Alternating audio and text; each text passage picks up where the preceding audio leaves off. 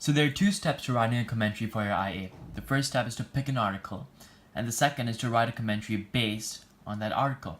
Now we get graded on the second part here, but here's the thing, you need to do well on this part to do well on this part. And to quote Tim Woods, if you choose a bad article, you'll find it like competing in the Olympic 100-meter dash wearing your granny's high heels. No matter how good you are, you won't be able to write a good commentary with a bad article. So the question arises, how do we pick the right article? This is a very helpful definition of a good IB Economic IA article.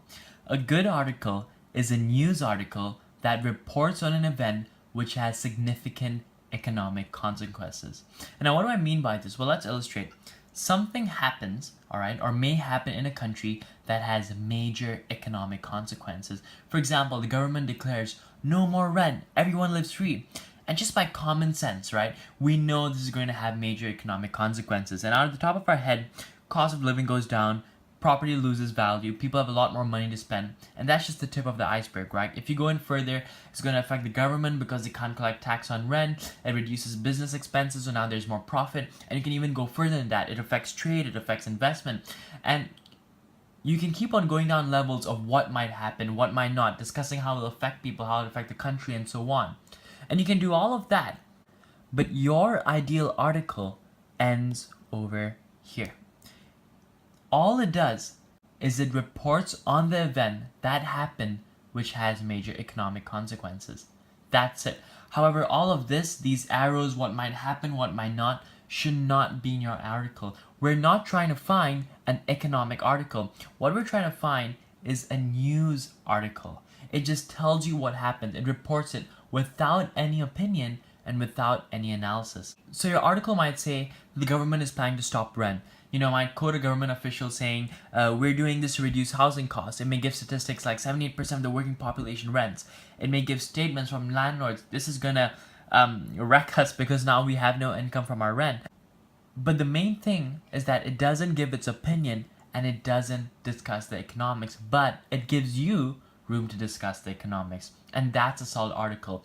A news article that reports on an event which has significant economic consequences.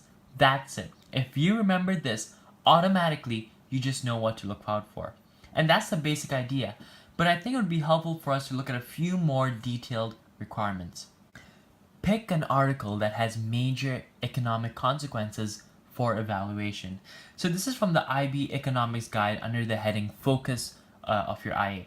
So as you can see, there's a major emphasis on evaluation or analysis of the article, discussing its implications. And really all that is are those arrows that we were drawing. This will affect this, which will affect this, which should possibly do this. So you pick an article that allows you to go through those levels of analysis. And there are two types of articles that are usually good for this. And the first type is to suggest a solution to a problem that your article highlights. For example, prices of commodities are increasing and you may, in this case, suggest the government to subsidize. Or my personal favorite, a government or a figure of authority has recently implemented a solution to a problem that the country is facing, and you can evaluate what are the effects of what they've done. For example, the government suddenly places a huge tax on alcohol to reduce its consumption. Do you think it's going to be effective? Do you think not? What are the reasons why I think that way?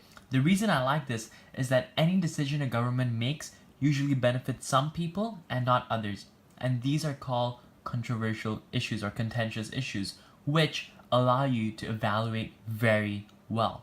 And evaluation, really, it's all about just thinking what might happen, what might not, but in terms of economics. And there are many ways to do this, some of which are outlined in this really cool method by Tim Woods.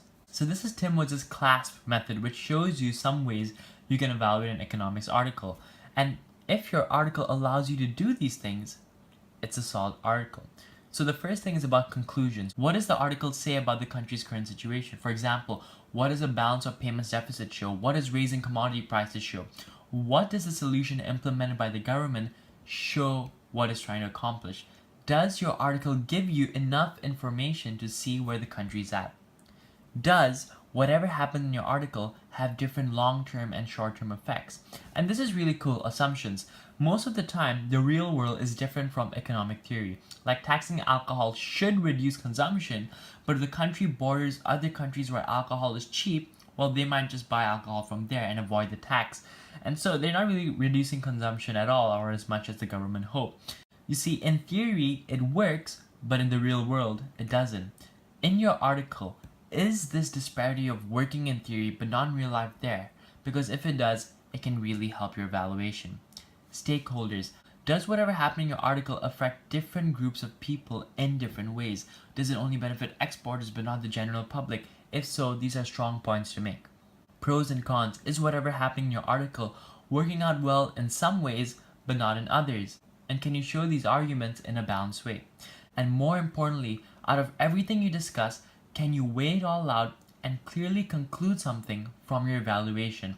Does your article allow you to do that? Does it allow you to conclude that yes, the subsidies are effective because although it costs the government a lot of money, the country's main exports are in that industry and it can't currently compete with cheap labor abroad? If your article can do that, that's an indication for a very strong article.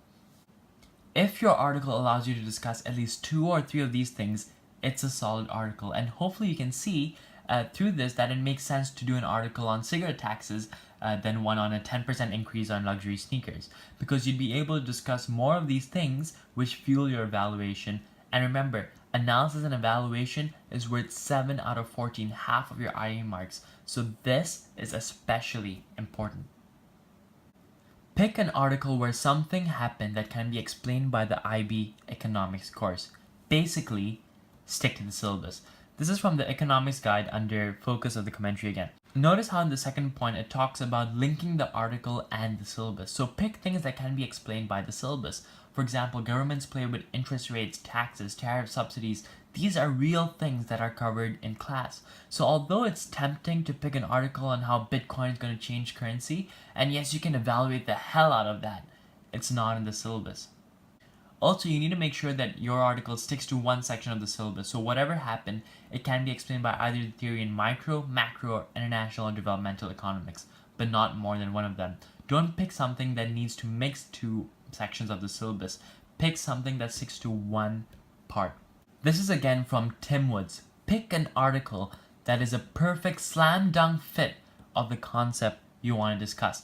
Pick an article that doesn't require prerequisite knowledge by the examiner and is common sense to discuss. For example, when you're doing negative externalities, it's obvious that cigarettes and alcohol have negative externalities. But if you pick an article on a government heavily taxing children's cereals because they have a high level of sugar and this chemical and that acid, it's less obvious, right? So you have to explain it in your article, in your commentary, and you're going to waste words doing so. What I'd recommend, open your textbook to find good examples for whatever concept you want to do your article on, and then tailor your searches for articles of that kind.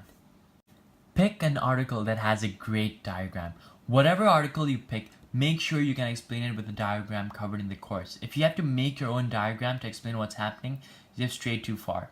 If you can, pick a topic whose diagram has a lot of depth, a lot of explanation, especially diagrams which have shaded regions, right? For example, in this diagram, different highlighted portions show effects on different consumers, different shaded regions show different effects. Those are diagrams you can explain a lot and you can also use when you're evaluating to refer to. Many teachers say that you should have 2 diagrams in your IA. I only did 1 in all of mine, but I use diagrams which, like I said, you can explain a lot and use in your evaluation. So check with your teacher how many diagrams she's going to expect because she's grading it, and find an article that allows you to incorporate them.